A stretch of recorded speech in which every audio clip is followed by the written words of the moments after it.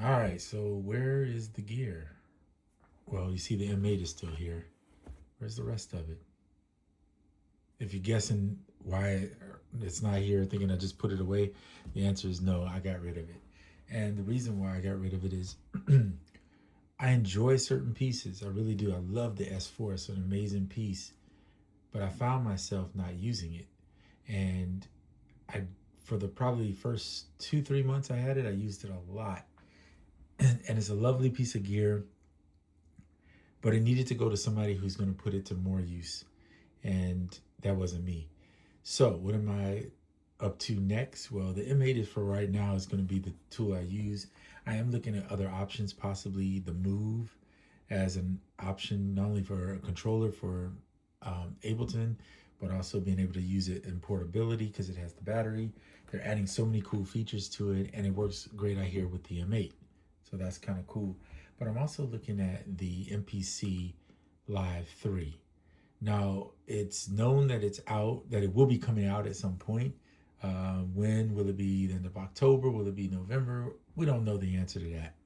So that's in the works. So we'll see as we get closer and get more details. But it seems to be the one piece that would fit right here that would kind of do everything I like and mostly all the other gear I had anyway. Um, and I'm not opposed to the MPC workflow, especially with this new thing that they've increased the amount of memory. That was one of my biggest complaints with the previous MPCs was I'm not just a sampler, and I do want to be able to use instruments and plugins and different things without having the lag and the slow load times. Well, they seem to fix it based on the specs we know.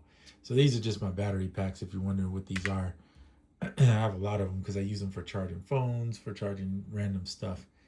But for now, I'm going to focus in on the M8. I keep this little cleaning cloth here to wipe the screen, but M8 has been really fun. I made some cool stuff on it. Everything I put through it sounds good on the back end. So I'm going to be using this mostly and the iPhone, which is recording right now. So this is the iPhone 17 Pro Max. I do have the iPad, it's still here. I use it for mostly reading and things of that nature. I don't do a lot of work on it, but what's cool is that it can be a controller for the M8. So let me open it up real quick so you can see. Of course, you have Koala, and then with AUM being available, you can use that with a bunch of different tools to uh, record into the M8. So for me, I'm going to be working on this, learning this very well.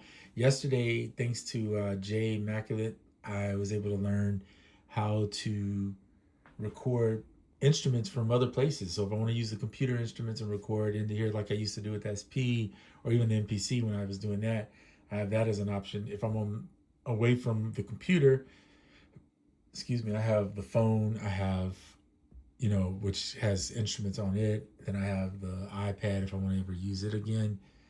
And all in all, that's plenty good for me personally. The MPC would kind of be the more stationary piece here that would be able to do it all.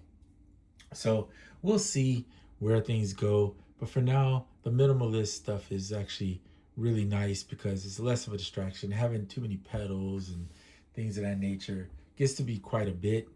I do like better reverbs. Hence, I can always use the computer and use a reverb from there, or pull out the iPhone or iPad and get reverbs off there. So this is kind of the approach I'm going with. I was looking at a Sonicware Lo-Fi 12 XT because I hear it works great from Jay with the M8. But I've also heard that the Move works great. And if I had to pick between the two, I'd probably go with the Move just because it has more buttons on there and they're both very portable. I don't think either one is, but I'm also an Ableton person, so that kind of makes more sense. I don't want, they both have little screens, so I don't really count that as anything. But yeah, so that's where I'm at.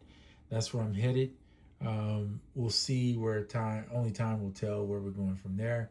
But yeah, I am a firm believer in I don't keep things if I'm not using them. I think we've had this discussion, and I don't want to go into a rant about it, but if you're not going to use something, in some ways, I feel like it's better just to let it go. Unless you got a crazy deal on an item where it's like, you know what, this is just worth keeping because the price was so good to where you can't refute it. But you don't need a lot to make music. You really need a little. I am going to try to get back into more of iOS stuff. Look, I'm not promising anything just because the iOS stuff that I did like about it, one of the apps particularly I use for bass is no longer working. So unless they fix it, there's nothing I can do about that. So I'm kind of moving in the direction of I have to use my MacBook, my Mac OS good plug-in instruments to really get the sounds right. Otherwise, you're struggling with certain iOS stuff, and there's no shortage on synths. But when it comes to bass and all that, I've said that before. iOS just doesn't fill that void. You have to go a different route. Anyway, that's all I got for this video. It's kind of more of an update video. The next video you'll see probably will have more stuff where I'm making music. All right, talk to you soon. Bye.